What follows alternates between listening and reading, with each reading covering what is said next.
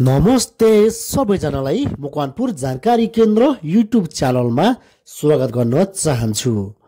सदा चाहिँ हामी विभिन्न ठाउँमा के कस्तो अवस्था भइरहेको छ भन्ने विषयमा सम्पूर्ण भिडियोहरू सहित प्रस्तुत गर्दै आइरहेको क्रममा आज भने हामी आइपुगेका छौँ काठमाडौँ कलङ्कीमा रहेको भातभटिनीमा र भातभटिनी सुपर मार्केटमा आइसकेपछि चाहिँ यहाँको भित्रको दृश्यको चाहिँ के कस्तो अवस्था देखिन्छ र सामानहरूको के कस्तो मूल्य रहेको छ भन्ने विषयमा भिडियोमा हामी जस्तो देखियो त्यस्तै हजुरहरूमाझ हामी प्रस्तुत गर्न गइरहेको छु। कृपया यस मकवानपुर जानकारी केन्द्र युट्युब च्यानललाई लाइक कमेन्ट सब्सक्राइब भने गर्न नभुल्नुहोला, किनकि हामी सदा चाहिँ यस्तै फरक फरक शैलीका भिडियोहरू हजुरहरूमाझ हामी प्रस्तुत गर्दै रहनेछौँ।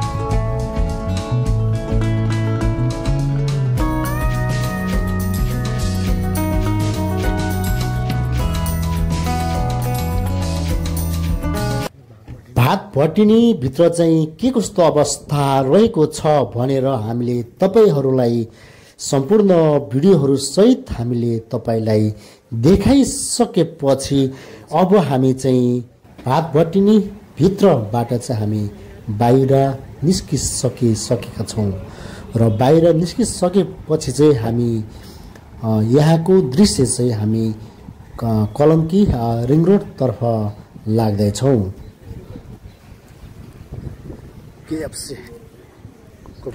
कलङ्की रिङ रोडतर्फ हामी जाँदैछौँ र फेरि फर्केर हेर्दाखेरि भात भट्टिनी यस्तो देखिन्छ र यो बाटो रहेको छ रिङ रोड जाने बाटो। रिङ रोडको बाटो हामी गइसकेपछि यहाँको रिङ रोडहरू पनि हामीले हजुरहरूलाई यसै भिडियो मार्फत चाहिँ देखाउनेछौँ।